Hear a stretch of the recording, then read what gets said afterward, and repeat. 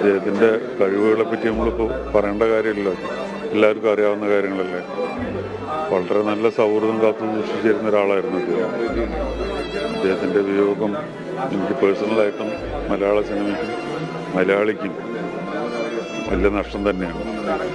തീർച്ചയായിട്ടും അത് തന്നെയാണ് അദ്ദേഹം സൂചിപ്പിച്ച പോലെ തന്നെ സിനിമാ നടൻ രാമുവാണ് ഇപ്പോൾ അദ്ദേഹത്തെ അനുസ്മരിച്ചത്. മലയാള സിനിമയ്ക്ക് ഒരു തീരാ നഷ്ടം, ഒരുപക്ഷെ മലയാള സിനിമയ്ക്ക് മാത്രമല്ല ഇന്ത്യൻ സിനിമയ്ക്ക് തന്നെ ഒരു തീരാ നഷ്ടം എന്ന് തന്നെ പറയാവുന്ന തരത്തിലേക്കുള്ള ഒരു നഷ്ടമാണ് സംഭവിച്ചിരിക്കുന്നത്.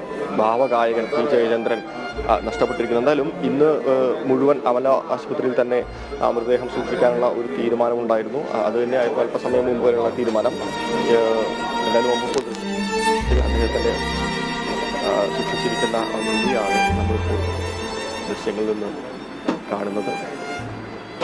നാളെ രാവിലെ 8 മണിയോട് കൂടി തന്നെ പൂങ്കുന്നത്തെ വീട്ടിൽ പൊതുദർശനം എന്നാണ് ബന്ധുക്കൾ നിലവിൽ തീരുമാനിച്ചിരിക്കുന്നത്. ഒരുപക്ഷെ ആ തീരുമാനങ്ങൾക്ക് മാറ്റം വരാം. തുടർന്ന് ഇരിഞ്ഞാലക്കുടയിലുള്ള അദ്ദേഹത്തിൻ്റെ തറവാട്ടിൽ ആയിരിക്കും സംസ്കാരമെന്നും ആദ്യഘട്ടത്തിൽ ഒരു തീരുമാനമുണ്ട്. തീർച്ചയായിട്ടും കൂടുതൽ ചർച്ചകൾ അതുമായി ബന്ധപ്പെട്ടുകൊണ്ട് നടക്കേണ്ടതുണ്ട്. ബന്ധുക്കൾ കൂടുതൽ കൂടിയാലോചനയ്ക്ക് ശേഷമായിരിക്കും ഒരുപക്ഷെ അതിലൊരു വ്യക്തത വരികയുള്ളൂ. എന്നാലും നിലവിലെ നമുക്ക് ആദ്യമായി ലഭിക്കുന്ന വിവരം ഇതാണ്. നീലിമ,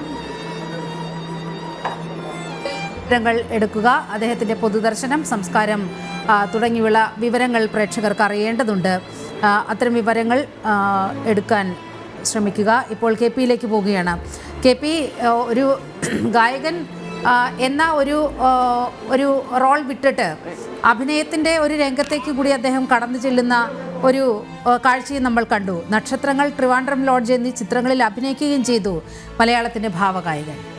അതെ, അങ്ങനെ 1-2 സിനിമകളിലും അദ്ദേഹം മുഖം കാണിക്കുകയുണ്ടായി. ട്രിവാൻഡ്രം ലോഡ്ജ് അടക്കമുള്ള സിനിമകളിലും അദ്ദേഹം ചെറിയ വേഷങ്ങൾ ചെയ്യുകയുണ്ടായി. ചില സിനിമകൾ അദ്ദേഹം സംഗീത സംവിധായകനായും ഗായകനായിട്ടും തന്നെ അദ്ദേഹം അഭിനയ രംഗത്തേക്ക് വരികയുണ്ടായി.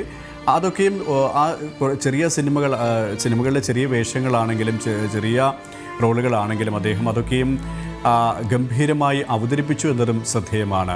ഒപ്പം നേരത്തെ സൂചിപ്പിച്ചതുപോലെ തന്നെ അദ്ദേഹത്തിൻ്റെ ആ സ്വരമാധുരിയാണ് അതിലുപരിയായിട്ട്, ഏതിനും ഉപരിയായിട്ട് മലയാളികൾ നെഞ്ചോട് ചേർക്കുന്നത്. അദ്ദേഹം 1944 മാർച്ചിലാണ്, എറണാകുളത്താണ് അദ്ദേഹം ജനിക്കുന്നത്. പിന്നീട് ഇരിങ്ങാലക്കുട പാലിയത്തേക്ക് അദ്ദേഹത്തിൻ്റെ കുടുംബം താമസം മാറ്റുകയായിരുന്നു ചെയ്തത്.